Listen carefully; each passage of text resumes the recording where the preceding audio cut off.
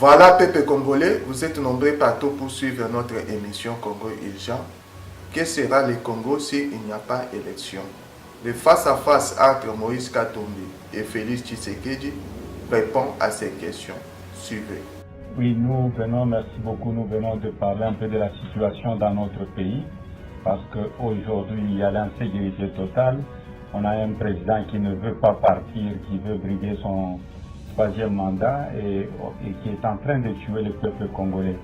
Chaque jour, c'est ce que nous sommes venus dire ici, et essayer de sensibiliser la communauté internationale que nous avons besoin de la paix et nous avons besoin des élections crédibles, et libres, transparentes et inclusives. Bien, merci. Nous sommes effectivement, comme le dit mon frère, venus parler aussi du processus électoral et du risque que le Congo court actuellement de tomber dans la guerre civile avec des élections non organisées ou carrément pas organisées du tout. Le processus électoral tel qu'engagé à ce stade comporte énormément de tares. L'environnement politique est très mauvais. Il y a une multitude de partis politiques. Je suis de l'UDPS. Aujourd'hui, nous avons 4 UDPS, dont 2 ont été fabriqués par le pouvoir, je dis bien fabriqués, qui n'ont aucune base légitime. Les dédoublements continuent, l'insécurité continue, la violation des droits de l'homme continue et des libertés. La situation est grave et nous sommes venus demander le soutien de nos partenaires pour que les choses rentrent dans l'ordre et qu'on aille à des élections réellement démocratiques et finalement à une alternance. À propos, le CENI a annoncé que les élections auront lieu le 23 décembre à un retard de plus de 2 ans. Quelles sont les conditions requises pour garantir que les élections se déroulent de façon crédible dans la transparence? La première des conditions, je pense que c'est déjà le fait de retirer la machine à voter, qui est une machine à tricher. Parce que la loi électorale ne l'a pas prévu. Au contraire même, elle interdit, à son article 237, l'utilisation de la machine à tricher. Et donc, pour nous, la première condition, c'est celle-là. La seconde, c'est le nettoyage du fichier, parce que pour le moment, le fichier comporte en lui-même beaucoup de faux électeurs qui, le moment venu, seront utilisés pour faire basculer les résultats. Ensuite, il y a le grand problème de la sécurisation. Je vous ai dit qu'il y a des amis qui sont en prison, d'autres en exil.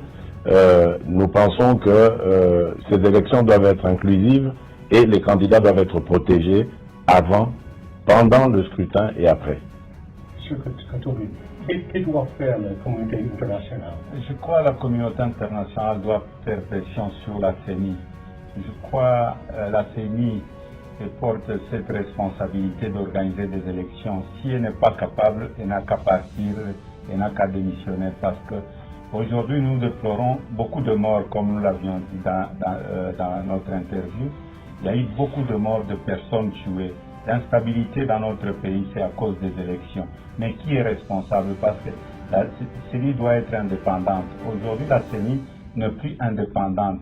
La CENI défend les intérêts d'un président illégitime, de M. Joseph Kabila, qui doit partir. Donc la CENI doit comprendre qu'elle peut être poursuivie aussi le jour qu'il y aura un état de droit. Parce que tous ces morts que nous déplorons chaque jour, tout ça est causé par la CENI. Donc le plus important pour nous, nous voulons, comme mon frère Félix l'a dit, nous sommes ici à Atlantique Council, nous sommes venus démontrer que l'opposition est unie et nous demandons à nos supporters, donc à nos militants, d'être ensemble. La seule cause, nous nous battons pour les élections. Et notre ennemi aujourd'hui, il n'y a pas d'autre ennemi.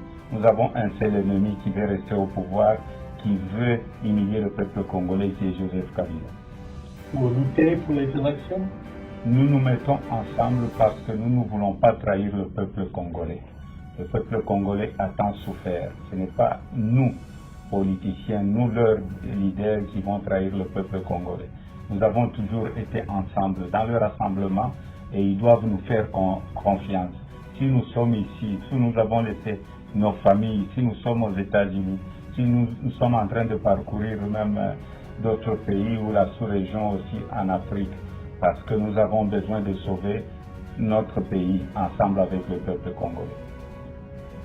Vous voulez ajouter quelque chose, monsieur? Oui, je crois qu'il a très bien résumé la situation. Ce qui nous anime ici, c'est le retour à la paix. Le retour à la paix et l'espoir pour un pays meilleur. Que le Congo se tourne enfin vers le développement, que les Congolais vivent en sécurité et que nous puissions enfin penser au bien-être du peuple congolais. Parce que jusqu'ici, le quotidien du Congolais, c'est la pauvreté, les difficultés, l'insécurité, et tout ça, c'est inadmissible. Quand on est ou on se veut être un dirigeant responsable, on doit normalement éradiquer ces problèmes dans son pays. Dans le cas que le président Kabila refuse de quitter le pouvoir ou les élections n'y a pas lieu, que ferez-vous? Nous allons continuer nos actions. Vous le savez, nous sommes engagés dans ce combat depuis maintenant plusieurs années, derrière notre défunt leader Étienne Tshisekedi, qui, pour votre information, n'est toujours pas enterré, plus de 16 mois après son décès. Donc nous allons continuer ce combat parce que notre objectif, ce n'est pas de faire la guerre au Congo, mais notre objectif, c'est d'amener une alternance pacifique par des élections crédibles et pour l'instauration d'un État de droit, un État qui va, comme je l'ai dit précédemment, se tourner vers les besoins de son peuple et non pas vers ce à quoi nous assistons aujourd'hui. Donc nous allons continuer le combat parce que c'est ça notre mission de leader politique et nous n'allons pas nous fatiguer. Oui, nous allons continuer avec le combat et surtout nous allons, si Kabila n'organise pas les élections, nous allons avoir une transition sans Kabila parce qu'il a eu la chance à 2 reprises, en 2017, 2018, et Kabila ne veut écouter personne.